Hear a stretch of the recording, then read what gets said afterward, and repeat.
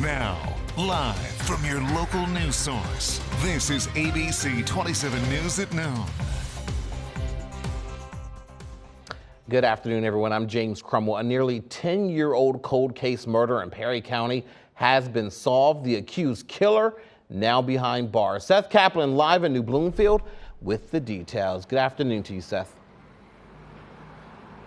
Good afternoon, James. Yeah, this happened back in May of 2014, or at least that's when they found the skeletal remains that began this long hunt. As for when those remains were dumped, that's hard to say. And the victim remained a John Doe until today. That victim now has a name.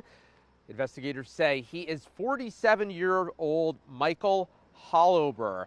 He's from Strasburg, Virginia, they say. That's far western Virginia, kind of west of Washington, D.C., out toward West Virginia. We learned all this at a press conference this morning here in Perry County in New Bloomfield. District Attorney Lauren Eichelberger spoke alongside investigators from Pennsylvania State Police, other folks involved in the investigation, which they say involved leads in Virginia and West Virginia, and a lab in Texas that used new DNA technology to help with all of this. There is a suspect in custody down in Virginia. His name is James Callahan. Yes, they're very proud of what they've managed to accomplish, but they say this is all part of something broader.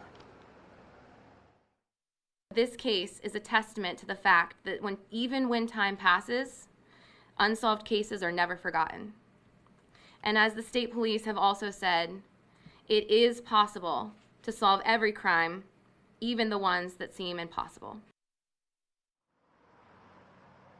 And this one certainly seemed impossible for a very long time. ABC 27 even did a series about this, Allie Lanyon, back in the 2015-2016 area, which they credited with raising interest in this case. It was called Mid-State Mystery. We'll talk more about that later. But so really a combination, James, of high-tech and low-tech. We asked specifically what was it in terms of advances in DNA technology, because when you think about that, you usually think of even older cases, right? Somebody from back in, who knows, the 80s or 90s where the technology wasn't there yet, and then it was later. But the idea that even between 2014 and now, advances would have gotten them to where they are in terms of having identified who they say is a victim and arrested someone who they say is a suspect. We'll have more on all of that coming up beginning at 5. But those remains found in Rye Township way back 9.5 years ago. Now finally, they say, a cold case solved here in Perry County. Live in Perry County, Seth Kaplan, ABC 27 News. And Seth, I know that press conference just wrapped up and we're still getting all the pieces together, but just from piecing together what you said, was it a quick amount of time from the time that they figured out who this person was and the time they arrested the person they say killed him? They say they identified the remains earlier this year, if I recall correctly, and you're right, just wrapped up, so I have to go back through my notes too, but I believe they said March of this year is when they identified the remains. And so then they sort of knew where this person was from. And they do say that he and the suspect knew each other. They were familiar with each other.